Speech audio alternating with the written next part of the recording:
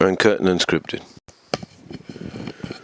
One of the biggest arguments, or I should more say along the lines, debates and reasonings for Sparity not being a realistic situation, not being something that should have even happened or been considered or teased in the show, is the age.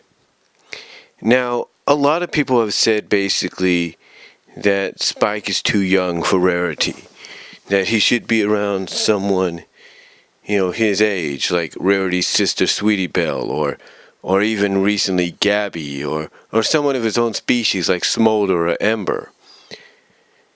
But yet, there are others that argue the fact that dragons age a lot differently.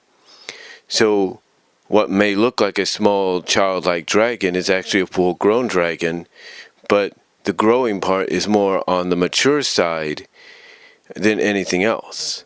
And that the reason they don't grow as much, physically, is because of the lore of dragons being greedy, and if they're less greedy, then the slower they would grow naturally. So, despite how people feel about Spike's situation with Rarity, even after Dragon dropped, the argument is always still there. But yet, there's something I want to counter-argue to that. Now, a lot of people may not like the prequels to Star Wars. I mean, they're not fan favorites, let's be honest.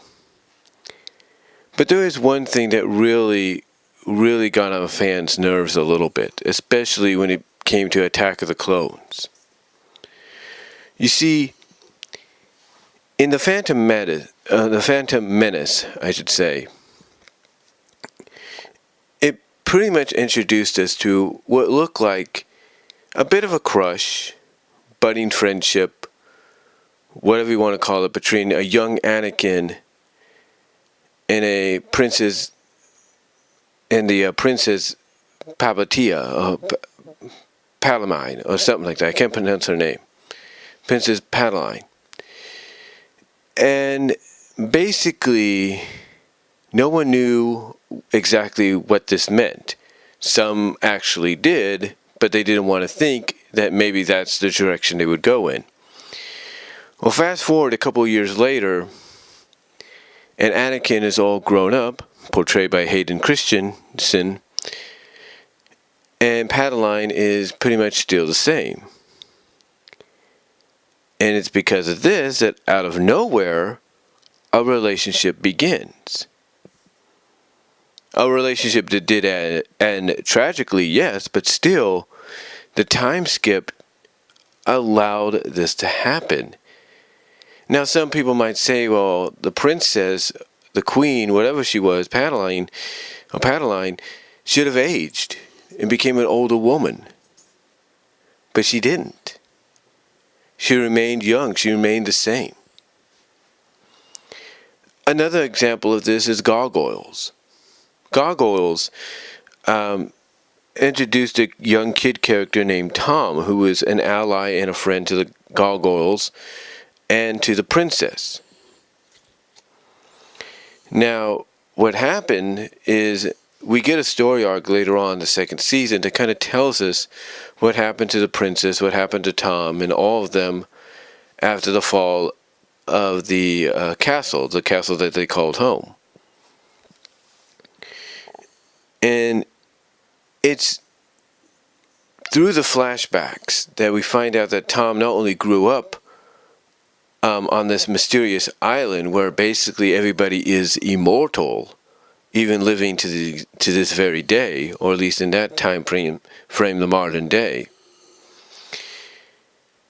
But we find out that Tom and the princess fell in love and subsequently were married.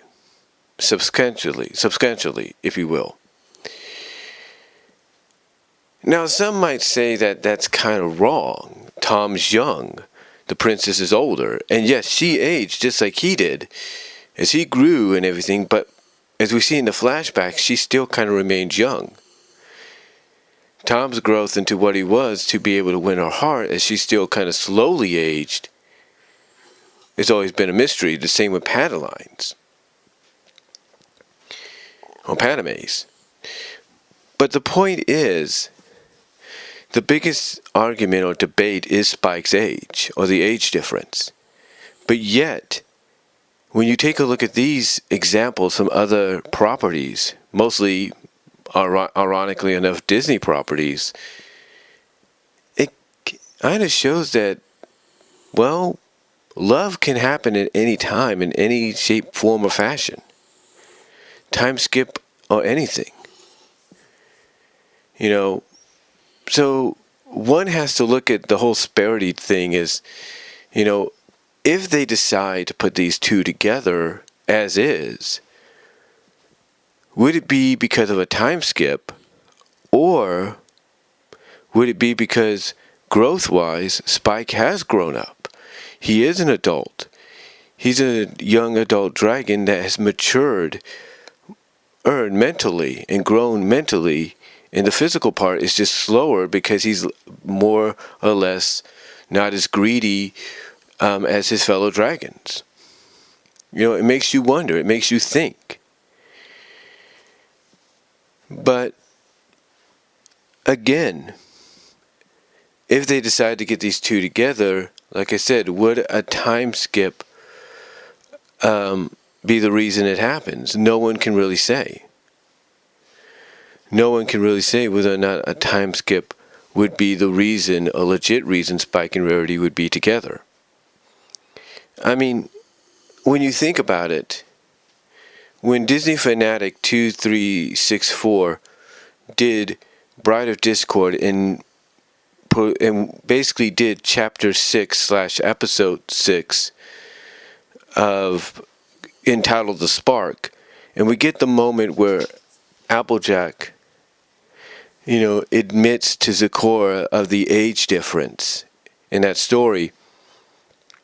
Zecora's like, look, wait till he's matured, and then let him know how you feel.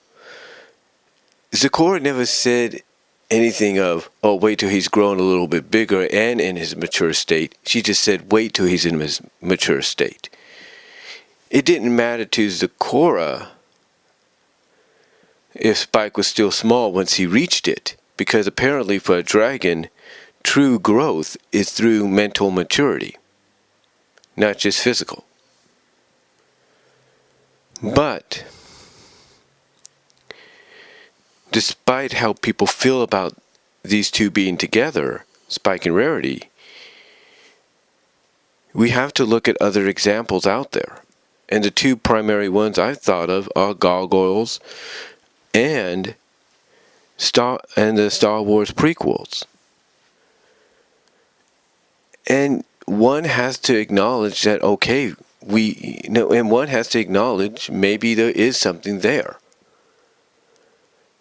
Now, some might say that, well, if you watch the finale, and those that have got a sneak peek at that know what I'm saying,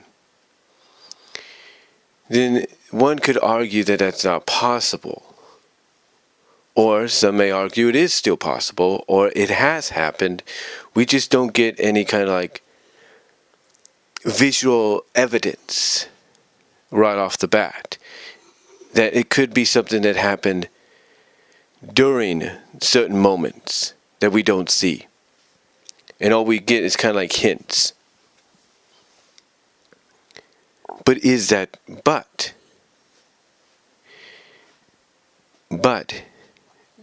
if that is true, does it follow the same method that Star Wars did, that Gargoyles did, and use kind of a time skip to make the relationship, the romance happen? It's up for debate. Because again, like I said, a lot of people's theories about dragons and dragons lore, especially with MLP or other media, is sometimes dragons mentally grow through maturity, even if physically they're not a giant dragon or medium-sized dragon or whatever you want to call it. Basically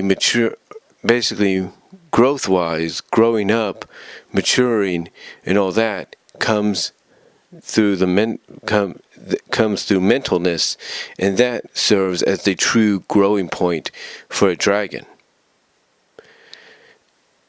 The physical portion could be slower, because the dragon may not be as greedy as other dragons.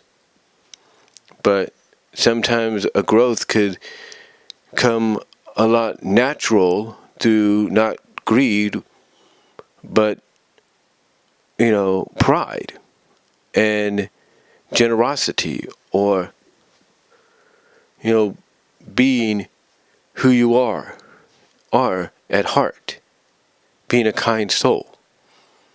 And sometimes dragons can grow naturally because of that. But overall, in closing, one has to wonder. One has to ask and wonder, why the argument? Why the debate when you have other franchises out there that have done something similar but used a time skip? A time skip that should have aged the female love interest to a lot older, to where it shouldn't be, but it became so. One has to ask that question, because if those franchises and others in that same category can do that, then what's the problem about Spike and Rarity? That's the question. Is it the age difference? Does it take a time skip to make it happen? Or has it already happened in the eyes of many fans, but it's just done in a way that shows Spike has grown to become that love interest, become, that knight in shining armor, that Prince Charming that Rarity's been looking for, but he's done it by maturing in growth, and that's how he's a full-grown dragon despite being small. One has to ask that question. One has to think that. But what do you guys think? What do you think of that situation? Let me know down below. Comment if you like, and I'll talk to y'all later.